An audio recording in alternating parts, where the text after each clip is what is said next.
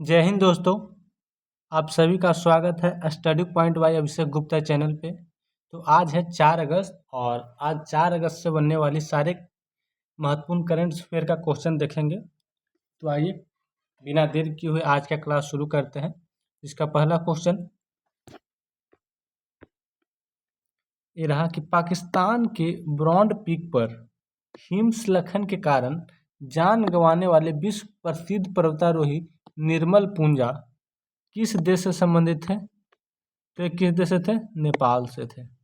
जो पाकिस्तान के brand peak पे जो हिमस्खलन हुआ था उसमें जान गंवाए थे निर्मल पूंजा। तो ये कहाँ के थे? नेपाल के। नेपाल के राजधानी काठमांडू और यहाँ के प्रधानमंत्री हैं बालेंद्र शाह। अगला क्वेश्चन देखते हैं।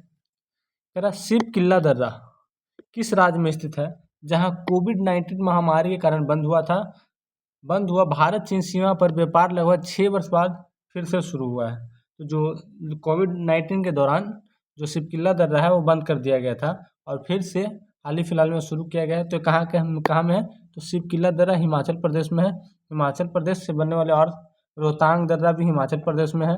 बारालाचा हिमाचल प्रदेश में है। फिर जलोरी दर्रा भी हिमाचल प्रदेश में है। रोहतांग हिमाचल प्रदेश में है। कुंजुम दर्रा भी हिमाचल प्रदेश में ही है।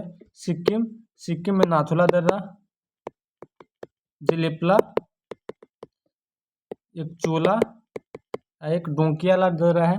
लद्दाख में देखें तो खारदुंगला, चांगला, फोतुला ऐसा दर्रा है। और उत्तराखंड में देखा जाए तो उत्तराखंड में हो जाएगा माना दर्रा, नीति दर्रा, लिपुलेख दर्रा, ऐसा करके 3 दर्रा और भी दर्रे हैं वहाँ पे। अगला क्वेश्चन पे आते हैं। एशिया का सबसे पुराना फुटबॉल टूर्नामेंट कौन सा है जिसके 135वें संस्करण का शुभारंभ 31 जुलाई को हुआ है? तो यह है डूरंड कप। कौन सा है? एशिया का सबसे पुराना फुटबॉल कप कौन सा है? तो जो इसको सबसे पुराना है तो इसका कब हुआ था शुरुआत? 1888 में हुआ था। ये सबसे पुराना दुनिया का तीसरा सबसे पुराना फुटबॉल क्लब है जो पहला बार आयोजित हुआ था शिमला में।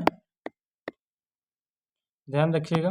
अगला क्वेश्चन, ग्लास्को राष्ट्रमंडल खेल में भारत कुल कितने पदक जीतकर पदक तालिका में चौथे स्थान पर रहा है? तो ये रहा है कितना? 39 पदक जीते हैं टोटल, जिसमें स्वर्ण था कितना? 13, रजत कितना था? 17 और कांस्य कितना था?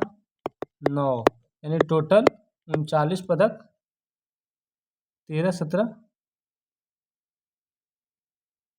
ठीक है। अगला क्वेश्चन आते हैं। और 2014 में हुआ था, उस समय टोटल 64 पदक जीते थे भारत, इस बार जीता है 39 पदक। अगला क्वेश्चन पे जाते हैं। पानी के भीतर संचालन क्षमता बढ़ाने के लिए भारतीय नौसेना में हाल ही में कौन सा पोत शामिल किया गया है? तो शामिल किया गया है DSV निपुण।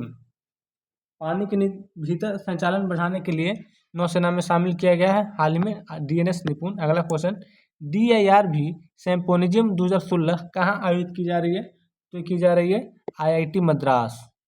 ये ध्यान रखिएगा, DIRV सिम्पोजियम तो IIT मद्रास। अगला क्वेश्चन पे आते हैं। 1 अगस्त 2026 को भारतीय वायुसेना के उप वायुसेना प्रमुख deputy chief of the air staff DCS का पदभार किसे ग्रहण किया गया? तो एयर मार्शल तेजपाल सिंह को बनाया गया है। पदभार ग्रहण किया है एयर मार्शल तेजपाल सिंह। ध्यान रखिएगा। अगला क्वेश्चन, 1 अगस्त 2026 को भारतीय नौसेना के उप प्रमुख का पदभार यानी vice chief of the naval staff ग्रहण किए तो वाइस एडमिरल AN प्रमोद ये ग्रहण किए हैं, वाइस एडमिरल AN प्रमोद। अगला क्वेश्चन, 1 अगस्त 2026 को रक्षा लेखा महानियंत्रक CGDA का पदभार किसने संभाला है? तो ये संभाले अलका नागिया अरोड़ा। कौन सा? रक्षा लेखा महानिदेशक कौन बनी है? तो अलका नागिया अरोड़ा। अगला क्वेश्चन, किस राज्य ने सैनिक कल्याण निदेशालय ने जुलाई 2026 में बाढ़ राहत के लिए मुख्यमंत्री राहत कोष में 25 लाख का योगदान दिया है?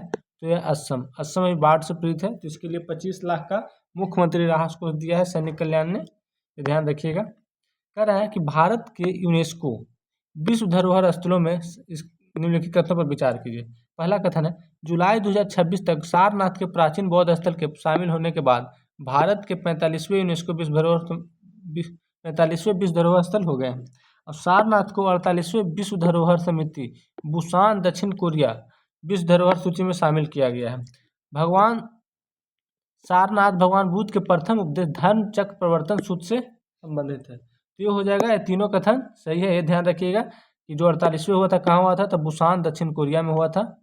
अगला क्वेश्चन कि फ्लोटिंग सोलर पावर परियोजना को बढ़ावा देने के लिए हाल ही में केंद्रीय मंत्रिमंडल ने किस योजना को मंजूरी दी है? तो ये दी है पीएम सूर्य सरोवर योजना।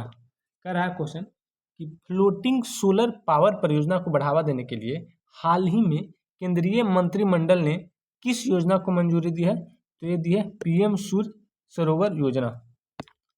अगला क्वेश्चन, KH-101 क्रूज मिसाइल किस देश ने विकसित की है? तो ये किया है रूस ने विकसित किया है K-01 क्रूज मिसाइल, तो इसका हो जाएगा रूस। अगला क्वेश्चन, हाल ही में फवारा यूपीआई किन दो देशों के बीच वास्तविक समय डिजिटल भुगतान से संबंधित है? तो भारत और मालदीव। कल भी क्वेश्चन करवाए थे फवारा यूपीआई, आज भी ध्यान रखिएगा। फिर अगला क्वेश्चन है, 16वां हॉकी इंडिया जूनियर पुरुष राष्ट्रीय चैंपियनशिप 2026 का आयोजन कहाँ हुआ था? तो ये हुआ था तमिलनाडु में। ये ध्यान रखिएगा। भारत का दुनिया 16वीं हॉकी इंडिया जूनियर पुरुष राष्ट्रीय चैंपियनशिप 2026 का आयोजन कहाँ हुआ था? तो तमिलनाडु। तो आज का क्वेश्चन सारा खत्म हुआ है और आने वाले एग्जाम में करंट अफेयर पूछेगा ही पूछेगा, जो डेली वाइज करंट देखना जरूरी है। तो आज की क्लास यहीं पे ख़त्म करते हैं। ठीक, जय हिंद।